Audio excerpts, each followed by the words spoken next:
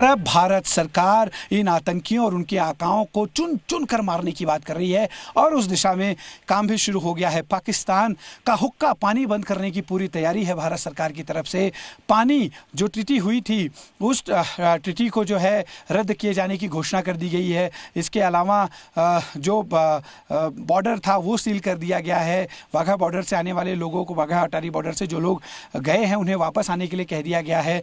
इसके अलावा तमाम ऐसे स्टेप्स लिए जा रहे हैं भारत सरकार द्वारा जो पाकिस्तान को उसके घुटनों पर लाएंगे। आतंक का सौदागर, आतंक का आका पाकिस्तान अब इस गुस्से को देखेगा, हिंदुस्तान की जनता का, हिंदुस्तान की सरकार का गुस्सा देखेगा, क्योंकि हिंदुस्तान के आम नागरिकों को मारने का जो यहाँ पे षड्यंत्र रचा गया, जो उन्हें मारा गया, उसका अब एक एक जो है बदला लिया जाएगा, चुन चुन कर बदला लिया जाएगा। प्रधानमंत्री ने बिहार में अंग्रेजी में जाकर जब ये ऐलान किया उस वक्त ये समझ लीजिए कि उन्होंने एक तरह से पूरी दुनिया को मैसेज दिया है कि किसी को बख्शा नहीं जाएगा। इसके पहले उरी में जो स्ट्राइक हुआ था, जिस तरह से उरी में अटैक हुआ था, उसके बाद बाकायदा सर्जिकल स्ट्राइक हुई थी। पुलवामा में CRPF के जवानों को जो है सुसाइड बॉम्बर द्वारा उड़ाया गया। इसके बाद एयर स्ट्राइक हुई और अब पाकिस्तान के खिलाफ वो एक्शन होगा। प्रधानमंत्री ने साफ कहा है कि उसने सोचा भी नहीं होगा, उसके सोच से भी ज़्यादा जो है उसके ऊपर एक्शन लिया जाएगा। और एक्शन की जो सबसे बड़ी वजह है वो इस जगह पर घटी खूनी घटना, लगातार भागते भारतीय जो लोग थे, जो अलग अलग जगहों से आए थे, उन पर हुआ खूनी अटैक, उनको जो है जान से जिस तरह से मारा गया, उसके बाद ये जो है एक्शन लेने की शुरुआत हुई है। एक और हट हम देखते हैं जहां पर ये सभी छुपे हुए थे आतंकी, और इसके बाद इन्हीं रास्तों से होते हुए सैलानियों तक पहुंचे। सैलानियों को भागने का मौका नहीं मिला।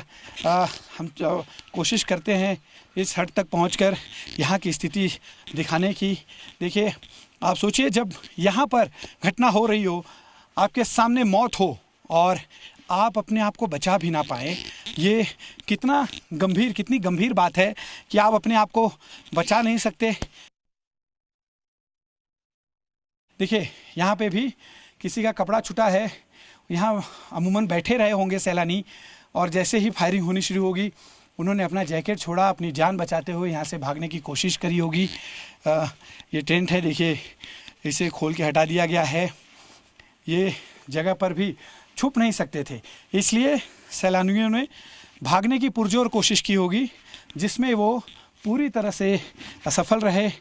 कई सैलानी ऐसे थे जिनके परिवार के लोगों को मारा गया। महिलाएं जो बची थीं उन्हें ये कहकर छोड़ा गया कि मोदी को जाकर बताना, मोदी को जाकर ये स्थिति बताना। तो सोचिए, एक तरह से सीधे भारत सरकार, भारत की 140 करोड़ जनता को इन आतंकियों ने चुनौती दी है, आतंकियों के आकाओं ने चुनौती दी है, जिसकी सज़ा उन्हें अब मिलने की शुरुआत हो गई।